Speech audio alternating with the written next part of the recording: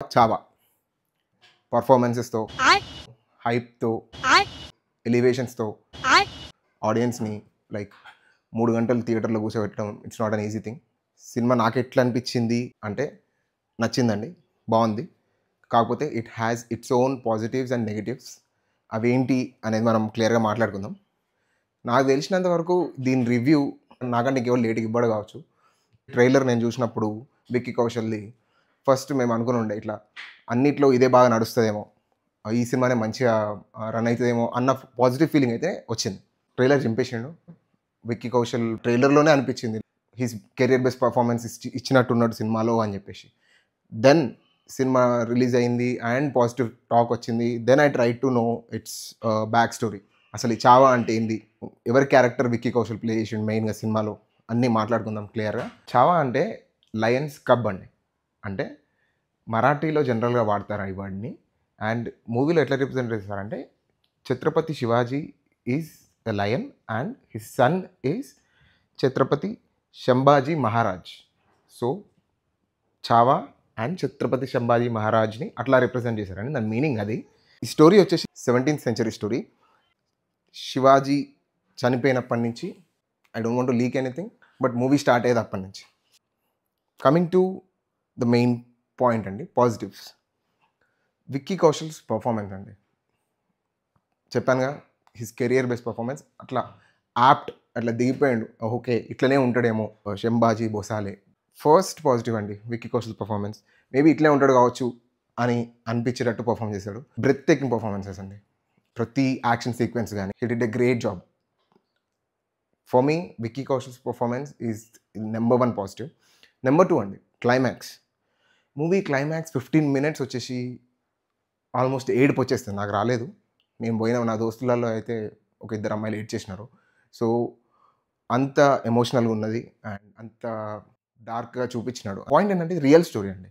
So real స్టోరీని ఉన్నది చూపించాలి అండ్ అవసరం అనుకున్న దగ్గర ఎలివేషన్స్ ఇవ్వాలి. Climax is the main heart of the movie. Second positive is climax. Third అండి డైరెక్షన్.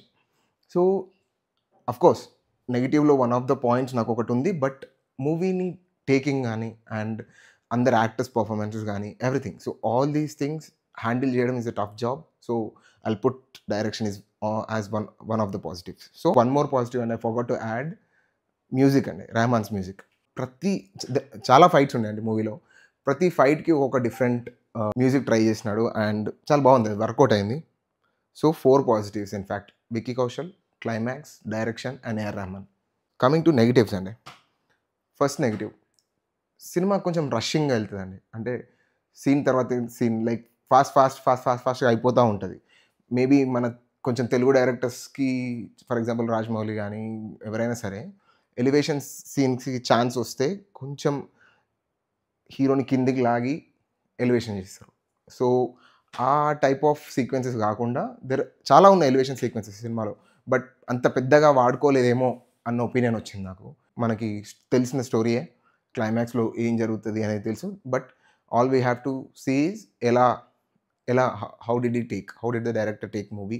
అండ్ కొంతమంది తెలియని వాళ్ళు ఉన్నారు. ఇన్ఫ్యాక్ట్ చెప్పాలంటే నాకే తెలియదు మూవీ వెళ్ళేదాకా దట్ ఏం జరుగుతుంది అని చెప్పేసి. ఎందుకంటే ఇది ఒక it's not a famous story. Marathas and ఆ ముఘల్ ఎంపరర్, ఆ జోన్, ఆ ఏరియాలో ఉన్న వాళ్ళందరికీ తెలిసిన story. They have their own books అంట, నా ఫ్రెండ్స్ చెప్తుండే.